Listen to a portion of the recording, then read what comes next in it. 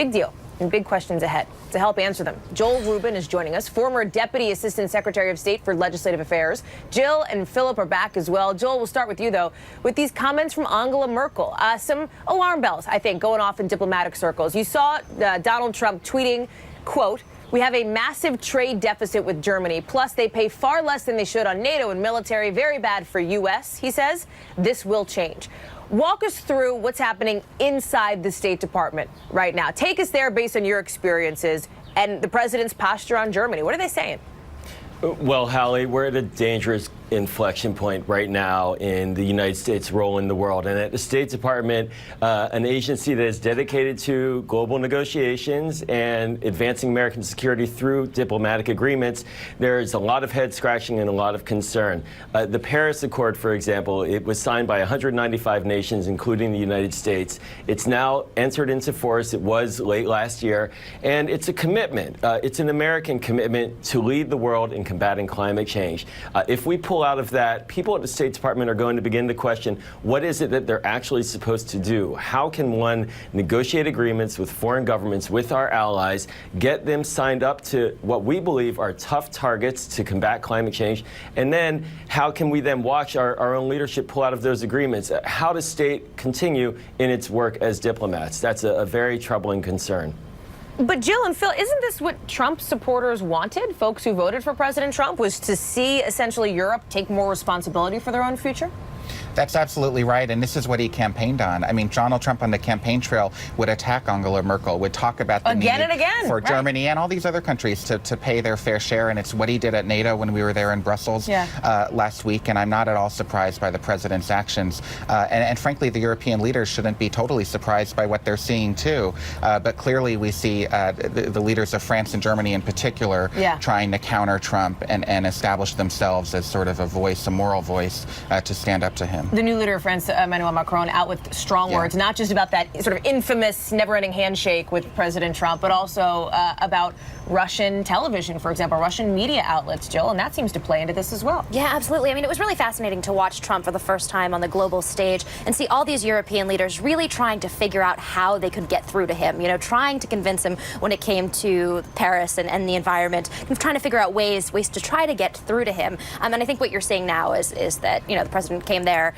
with no intention of doing that, and they weren't very successful in that mission. Joel, you touched a little bit, and we talked about it too, the idea of the Paris Climate Agreement being sort of a significant moment in some of these relationships. Jim Mattis talked about the president's thinking here yesterday. Listen. I was sitting in on some of the discussions in Brussels, by the way, where climate change came up.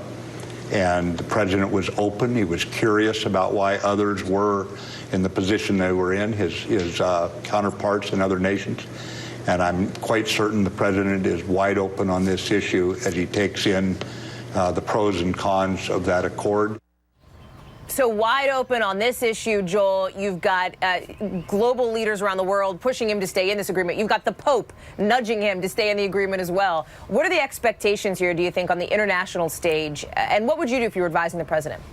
Well, what I would do if I were advising the president is I would say look clearly at the impacts of withdrawing from this accord and look clearly as well at the long-term impacts of climate change. It's interesting that Secretary Mattis just spoke about it because the generals and the military and the intelligence community of the United States for much of the past decade have been very outspoken in their concern about climate change, about its potential impact on our naval bases, about the potential for harming populations around the world and creating refugee flows, and they're concerned about it as a security issue. And in addition to that, again, as global leadership is concerned, if America is going to lead, and if we're going to lead in technology, for example, not bowing in a sense to the market being controlled by China, but actually having our own technology lead the market, we're going to need to stay in these accords to build better jobs for Americans here at home.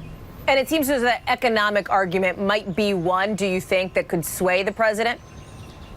Well, it would be an effective argument, I hope, and certainly in the Midwest, where there's a significant amount of investment in energy efficiency and renewable energy types of industries, that is where we could really see growth on a global level. America has the technological prowess. We need to allow the market to work for us, not against us.